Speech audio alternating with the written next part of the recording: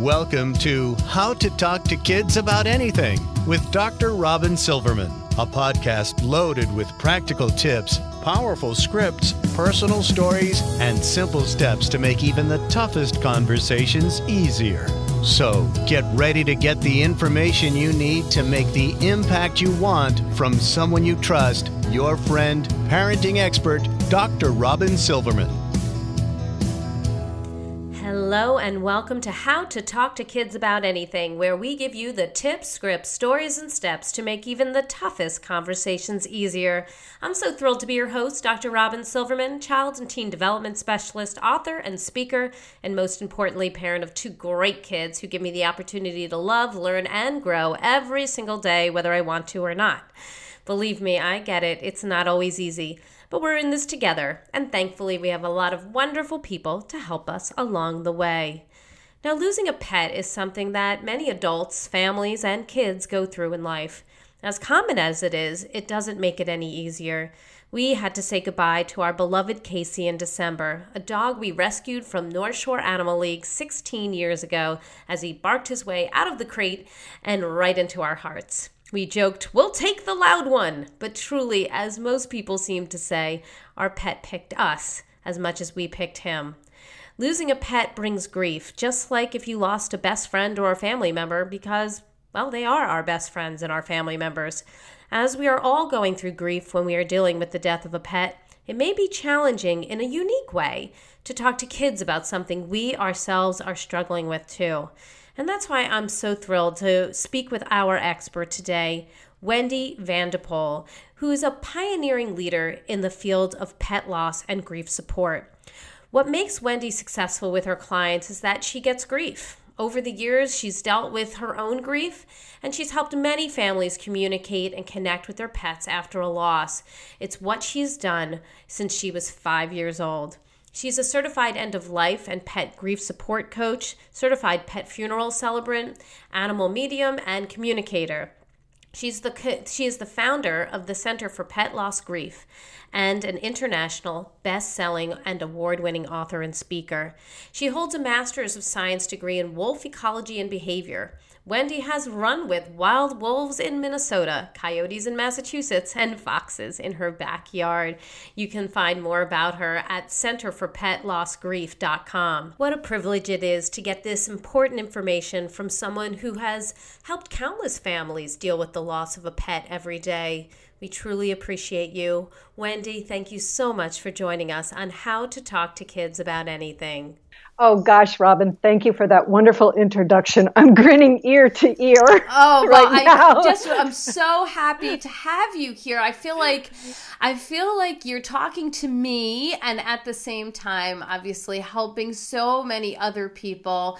So many people deal with this. And before we get into this, the meat of the matter, for those who haven't had the opportunity to read your books or learn directly from you, would you just take a moment to tell us what gets you up in the morning and what got you so interested and passionate about helping people and families with pet loss grief? Okay, great.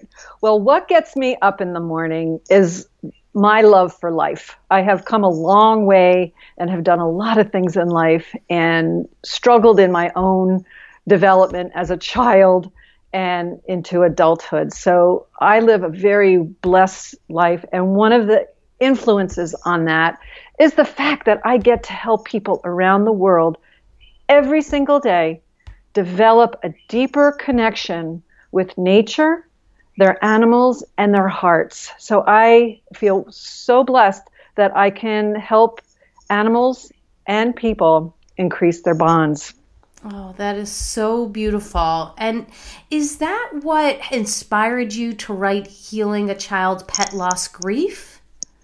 Well, that was Healing a Child's Pet Loss Grief is my fifth book. Mm-hmm. And all my books are best-selling books and they're on Amazon. But what got me inspired to write this particular book was my own experience. I remember as a kid, I had a goldfish bowl next to my bed on my night table. Mm-hmm. And there was a period of time, I think there were 3 fish. That's what I remember. My fish were disappearing. And so I understood the first one, I understood the second one, but when the third one disappeared, I kind of had and I was quite young, 7, and I was like, where did that fish go? And my mom did not tell me the truth, and I didn't learn until I was an adult. Now, I'm 62. I found this out that she flushed all the fish down the toilet at 59. From 6 years old to 7 years old, 6 years old, to the age of 59, I was wondering what the heck happened to those fish. That is hilarious. Wow. I know. So I became a compassionate truth hound. That's what I basically called myself, is because I believe in truth. And I got into dealing with death because I feel like death gives us such a wonderful doorway. And as hard it is, but it also gives us a wonderful doorway for our children to teach them about truth and honesty, the cycle of life. And as we teach them as they're growing, this helps them develop into more balanced adults. As a society, we fear death. And if we don't talk about it, or if we do talk about it, it doesn't mean we're going to catch it. It's kind of the same thing, It's like if you talk about safe sex, that's a good thing, and it's not, but it's not going to make you pregnant if you talk about safe sex. Right. I mean, you're absolutely bringing some sensitivities up for people. That's true. Right. So if we talk about death, doesn't mean we're going to die. It just helps us open a doorway to bring positive messages, a teaching experience, beautiful teaching experiences, and a way to transform our difficult feelings, very normal feelings that we're all going to go through as humans, is grief. And grief is something to honor, I believe. I'm a big proponent of that with my clients. Is that why you think it's so important for children to learn about death honestly, rather than some of the sort of underhanded or maybe some of the sweet stories that people sometimes tell their kids, instead of maybe approaching it on a more factual, honest level? I definitely believe in a factual, honest level. And it depends on the situation too, and the child and the age of the child. But there's honesty with, every age group. I think one of the most difficult things we can say to our children is, your dog went to sleep. Why is that so frustrating or so hard for kids if we say those types of words? Yeah, if we say those types of words, Robin, what that can set up is fear. So maybe the child, and this is not with all children, and I talk about it more in depth in my book, Healing a Child's Pet Loss Grief. But what it can do is set up a fear. And I have one case study that I talk about where that's what the parents told their child before they came to talk with me, and the child developed a problem going to sleep because they felt like they were going to die if they went to sleep. Right. So, yeah. Now that's not something like these, again, grief, losing a pet, whether we're children or adults, we're all going to have our own journey. And so this is that family's experience. It might not be your experience with your child. Right. So it's going to be an individual. It's going to be individual. Right. Okay. Right. Well, I'm sure that you have some really important tips to help us either have a successful conversation about this, or how we can deal with this situation when it happens. How can we help a child heal their grief when they lose their pet? Right. The first thing, when it depends on when the parent comes to start consulting with me, but what I think is very important, what I've seen that is very useful, is for parents to plan ahead. You might not even have a pet in your family yet, but you're thinking about it. So, but again, who wants to think about death when you're getting a cute little roly-poly puppy or a little kitten? But it does give the opportunity to start thinking about the life cycle. So the tips is that I would recommend is get to know as much as you can about what normal grief is. Because this is going to help the parents and the grandparents and the caretakers that are taking care of children as well. Know what normal grief is. Don't rush the process with your child if it has happened and you're just getting into this. Let them grieve. Use real words. And ahead of time, while your puppy or kitten or goldfish or lizard, is new in the family and blah, blah, blah, blah, use real experiences in nature. So if you come across in the autumn, if you live in an area where the leaves change color, use that as a time to start talking about how things die in nature and how life comes again. And of course, the compassion. I really believe listening to your child, letting them just talk, work it out, and giving them lots of hugs is really important. It's really important. You talked about normal grief. So what does that look like for a child? Okay, that's a long list, but I can go over. There's normal verbal things you'll hear, emotional, spiritual, physical. But some normal things that you might see in a child is they'll be talking about their deceased pet a lot, or just talking about death a lot, or even the opposite, not discussing their pet at all, asking a lot of questions. Normal emotional is lots and lots of tears, crying when you don't expect it. You might be shopping in the grocery store and all of a sudden, you're maybe in an aisle where there's dog cookies or cat treats, and they see that on a box and they start crying, but you didn't expect it. Even inflated feelings. So small issues. So if things seem heightened or overreacting to anything, even not even being able to cooperate or concentrate or focus. I have a long list of these in my books.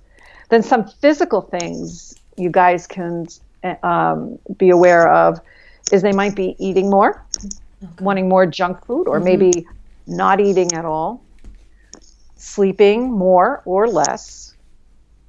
Even accidents like urine or bowel movement accidents, that can happen. Pain in areas of the body they never had pain in, for like stomach aches or, that kind of thing. Needing to touch you more, wanting to be with you more, being more like a Velcro. Right. So those are the things that are normal. If any of those things become heightened or really exaggerated where it becomes uncomfortable, that's when it becomes abnormal grief. Okay. So it becomes dangerous, So in that case, if it gets to the point where it's overwhelming, what do you usually suggest for people to do in that circumstance? Oh, always seek professional help by a physician, healthcare professional, and it's trained. Okay. Definitely you don't have to do pet loss grief. What's unique about it is, especially if your child grew up with that particular pet, it can be extremely devastating. Right. And because it was their best friend, they told secrets. Those relationships that children have with animals are purely magical. I think that's important for us to underscore that, there's something very unique about that relationship. Yes. And it's not something that's, oh, well, you can just tell somebody else. It's something so special and so unique and so unconditional. Right. I mean, who could be a better listener than a pet? Right. And more comfy and cozy and cuddly than a pet. And they never desert you. They're always there, and it's something so important. But I think it may be easy to trivialize in some case because it's not a human, right? So, it's a pet. Like, now it's time to move on. But you're saying that it's very important to empathize and be compassionate with our kids as they're dealing with this grief, because it is very typical that they'll have some big reactions to it. Right. And there's so many myths surrounding grief that I talk about in my book that are very helpful for people to understand about what we might be, even if we're like me, like I can't get enough time with animals in my life. It's every single day. Mm-hmm.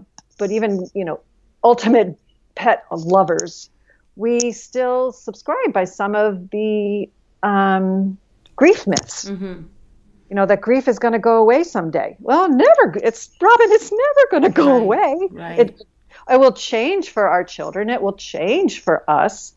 And that's why I find the beauty of having grief and being a parent and using this as an incredible, rich teaching experience so that our children can say, oh, I feel, as in adulthood, I feel grief because my family dog died.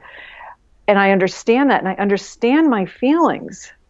So my children are going to hear about, or are going to be allowed to express what they're feeling. Because I would imagine that sometimes parents are feeling like they shouldn't be saying anything. Like their child's not saying anything, so let me not bring it up while they're grieving. But it sounds like modeling the ability to speak about your pet and remember your pet is actually a better mode. Or maybe that's not the same for everyone. I don't know. Is that something that is correct or is that specific? It's very correct. Mm-hmm. And again, it depends on how much we as adults are in touch with our own beliefs and process around grief and death. Are there specific steps that we can follow when it comes to grieving about a pet and moving forward in our lives? Oh, definitely. I would not suggest doing these in order. Again, I know I keep saying this, but everybody's grief is different. Even your children's grief, they are going to grieve, but they do have different ways of grieving. But what I suggest to everyone is to know what's the difference between normal grief and abnormal grief are. Mm-hmm. And not only like the list of for kids, but your own. Mm-hmm. Mm-hmm. Okay. Understand what the stages of grief are. There are actual 7 stages of grief that you can learn about and understand that it's very normal that if there's a point where you are just feeling like, or your child is feeling like they can't deal with it. They're angry. They are so angry. That's a stage of grief. Right. Okay? Right. I also would encourage another step is to learn the difference between grief and mourning. It's 2 different things. Okay? Grief is our emotional. That's what we've been talking about so far. And mourning is the outward expression. So we have our grief, which is our internal emotions, physical, and then our mourning, which is our outward. And you mentioned something before, Robin, about processing grief, but with our children. One of the things that I love to encourage people with, if they find that if their child is expressing or not expressing themselves. They're a normal grief feeling is, or physical sensation you can look for, is that they become very, very quiet and introverted, and they will not talk about it. One of the things that I love to help my clients with when this happens is you begin to play a positive game with them. So it's like, oh, I remember when Fluffy liked to push her water bowl across the floor. That made me laugh and wait for a response. If you don't get anything, that's okay, because remember, we're not going to rush. That's a tip. You don't rush. But the child is probably going to hear that, and you're going to put a positive memory in that child's head. Oh, this is good. This is good. Yes. So as we know, positive is healing. So maybe tomorrow or the next day or at dinner time, you could say, oh, I remember when I used to open that can of cat food and ew, it was smelly, but didn't Isabel love her fish treat, Again, you might get a little smile. So it's just, these are ways that you can play a little game. And then eventually your child will, if you start to see some reaction or that little gleam in their eye or little smile, or they start to laugh, then you can add the word, what do you think about? What do you remember? And then you can kind of play back and forth. So it's a really fun game. You're hitting on something that I find personally really important. I had talked to my 8-year-old daughter the other day and told her that I was going to be speaking to you. And so I asked her, do you have any questions? And she said, will you ask Miss Vanderpool what I can do when I feel sad and I miss my pet? I'm guessing that one of those things is playing this game. But I wondered if you had any other great tips in that area when you're feeling, because it happens just randomly. We'll be at the dinner table and nobody's crying at this point, but we might just feel like a little sad or miss them on a certain day. Yeah, and that's beautiful. I love that. And all these little cues that we get are ways to, again, teach and express love. And I'm definitely all for that. And this is also a great opportunity to start mourning. And I mentioned, learn the difference between grief and mourning. Grief is our inward, mourning is our outward. So when your child says or asks, what can I do when I feel sad? That would be a perfect opportunity to maybe do a little impromptu funeral, or read a book to your child on, appropriate book for them that deals with pet loss. And I list some of those in my resource section of the book. Or maybe go out in nature and go to a special place that their cat or dog loved to be, and sit and play that game. There's so many things to do. Create a scrapbook, create a picture book. Ask why they feel sad. It's not something we want to gloss over because it's a normal emotion. But look at ways you can take that so that as your child matures, they increase their level of understanding. We had decided, because our dog loved the backyard so much, that we were going to plant a tree. Wonderful. In the spring, and then we thought we would bury his collar by the tree. Oh. And I took his footprint. And lovely. And so I thought we would do a little something around that and say some nice things about our dog. I mean, it happened in the middle of winter, so we wanted to wait till spring and when we were starting to do some plantings.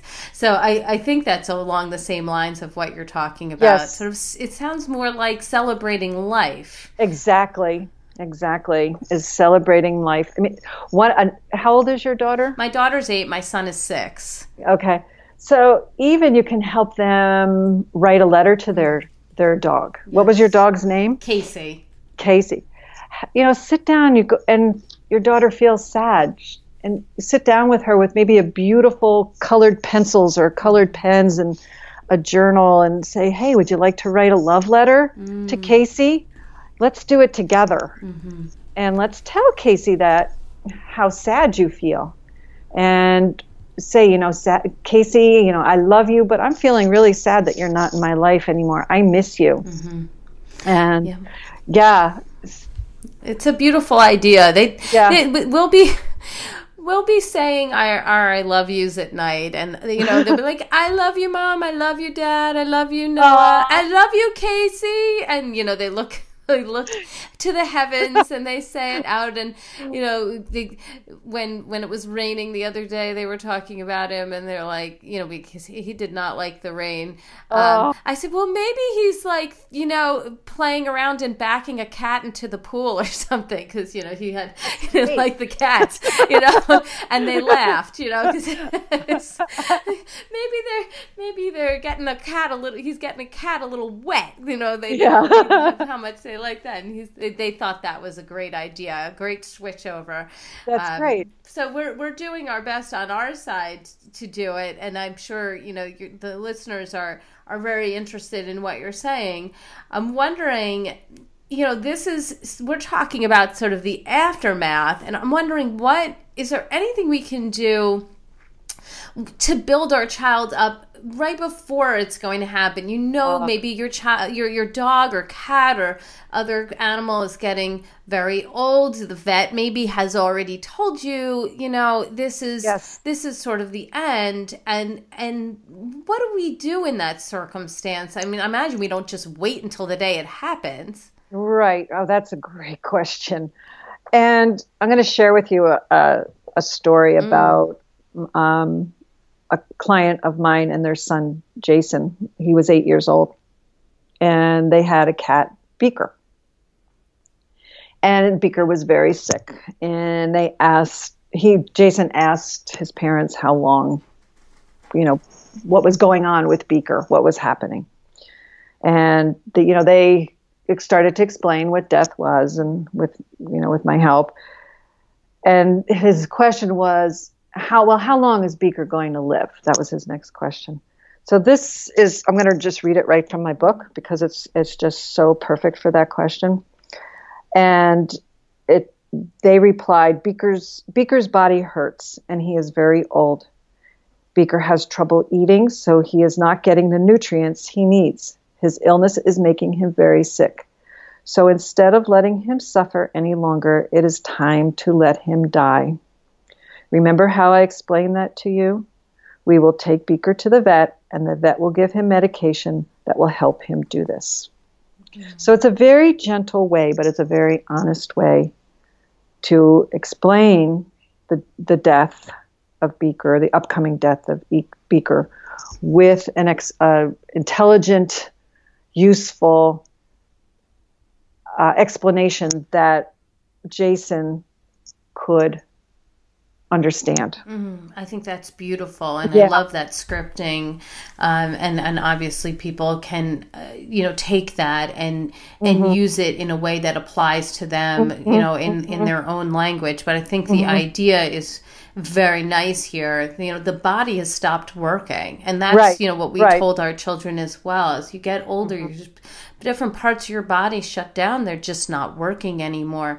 And, even when the kids were very young and we talked about, bugs dying or something, that, the spirit sort of leaves the bug body, and there's the bug body is on the ground, and its body stopped working. It no longer could function, and it maybe wasn't eating or wasn't doing the things that it needed to do. And so I think we could probably even if you don't have the pets yet but know you're going to get one in the future, maybe even talking about it on that level, where it's a bug, it's a butterfly, it's something it's a frog you found Right. The body is no longer working, and Right. that is why we had to say goodbye, or we have Right. to give Right. this medicine. Mm-hmm. I like the idea also that you mentioned where you're helping that pet that you love so much not to suffer anymore. Right. Right. Yeah, it's a very tough situation. That's a very tough situation. Exactly. How do you talk to your child about pet loss when it's sudden? I mean, that's a different situation. It's sudden. Yeah. That's tough for even adults. Of course. It can be, again, it's all age related. So when it's sudden, I often see that anger is probably the biggest normal grief emotion that comes up. You feel gypped. You feel gypped. Yes, the dog is or the cat is young, or it's not fair. Right.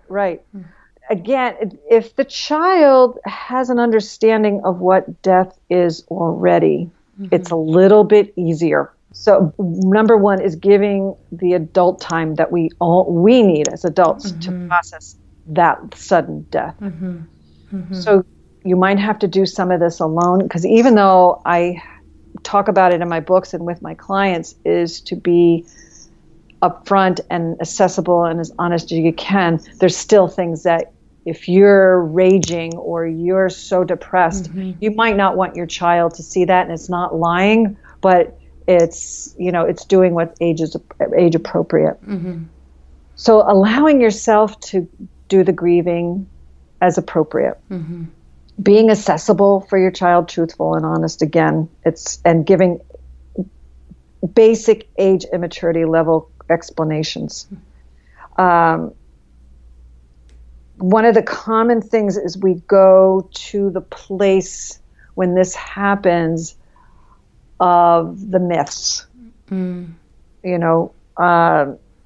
or using the words of passed away, or going to sleep, or they went to the farm, or went to a better place.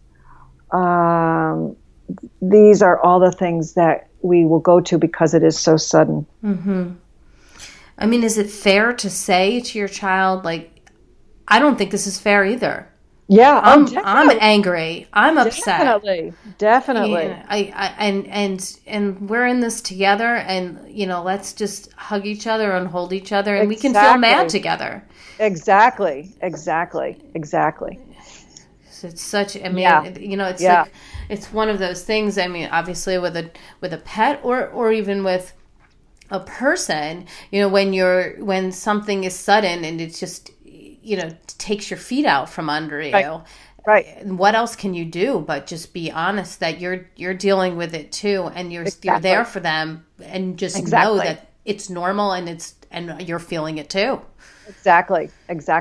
Yeah, no, that's perfect. That's a good summary because it is so multifaceted, and you're dealing with your own grief, and you might, so, is sharing that with your child, but also having a little bit of a filter, because it's a very vulnerable and raw time. So having a bit of a filter so that you know what's appropriate to share. Because perhaps we should be talking to a friend or a spouse or someone like you about what you're really feeling, and giving your kids an idea of what's going on, but understanding they're not your buddy. They're not the one you really should be going to when you're feeling that way. Right. Because if you have to cry hysterically, that might really freak out your child. Exactly. So run into the bedroom and go into the bathroom, wherever you have to go, put a pillow over your face if you have to, do what you need to do, and then come out. Right, when you're ready and you feel like I can be accessible for my child. Right. Well, now it is time for top tip time. If there was one piece of advice, one tip, one absolutely crucial takeaway that you would want listeners to really use with regard to this particular very tough topic, even if they did nothing else, what would it be? The top tip. honesty is critical, and it just creates wonderful, balanced children and healthy adults, and it helps us change. We have the opportunity to change the paradigm that death is a bad thing, and that death does give room for life. So honesty is critical. It's beautiful. It's beautiful. Give us the resource of the week. How can people get in touch with you and get more information from you? And where would you like them to go? Okay. Probably the best place to go, Robin, would be go to my website, which is centerforpetlossgrief.com or wendyvandepoel.com. I have two websites. My books are there, or my books are on Amazon. But I also want to share with your listeners that on May 23rd and 24th, all my Kindle books for your listeners are going to be on sale for 99 cents. Ooh, what an awesome thing. Thank you so much for that. That's awesome. I think you'll have a lot of people buying those books. It's something that we all have to deal with, and of course it's better to be prepared than to, be chasing the information after you need it. Right. And what people will find if in my Healing a Child's Pet Loss Grief is I also added a couple of chapters in the beginning, because if people are thinking about getting a pet but don't have one yet, why it's so important to have a pet for children and what they can offer for children. So I also talk about that a little bit too. Oh, it's great. Yep. Thank you so very much for joining us today, for being here and giving these very important tips. I love the idea of the positive game and talking about all of your morning techniques. I think those are very important, and we're going to be doing them too. I like the idea of writing the letter. That's very much up our alley. Maybe drawing a picture. Oh, definitely. I think that's a great idea to help celebrate life as we are remembering our beloved pets. And it's something that everyone could do, no matter what age they are. They can draw a picture or have some kind of way of showing their pet how much they love them and how much they miss them. Right. That's great. Well, thank you so very much. I just think it's very important information, and I appreciate you coming by today and giving us all of your helpful tips. Great. Thank you, Robin. It was really an honor to be on this show. Thank you so much. Well, I've got my takeaways, and sweet friends, I know you have yours. Let's discuss them. Come up out to Facebook. Let's go to Dr. Robin Silverman's page, facebook.com/Dr. Robin Silverman, or let's chat about it at drrobinsilverman.com or twitter.com/Dr. Robin. Oh, and if you love this podcast and got all this great information on pet loss and pet grieving, would you kindly go up to iTunes and rate and review it so that others can learn about these outstanding solutions and use them in their own homes. I truly appreciate it. That's all the time we have for today. Thank you so much for tuning in to How to Talk to Kids About Anything. For more information on books, articles, speaking engagements, or curriculum, please visit drrobinsilverman.com. I look forward to weathering the storms and enjoying the sunny side of life together. And please remember, even when it seems like nothing is going right, and we all have those days, you've got this, you're here, you're getting the information you need. And on the days that we fall short, and you know we all have them, never forget there's always tomorrow. Parenting is the ultimate do-over. I get it. And as there are moments when we all doubt our know-how, our choices, and our sweet sanity, please know you are 10 times the parent you think you are. Until next time, this is Dr. Robin Silverman with How to Talk to Kids About Anything. Please tune in again and keep connecting through conversation. See you next week. You've been listening to How to Talk to Kids About Anything with Dr. Robin Silverman. For more information on books, articles, speaking engagements, or curriculum, please visit drrobinsilverman.com.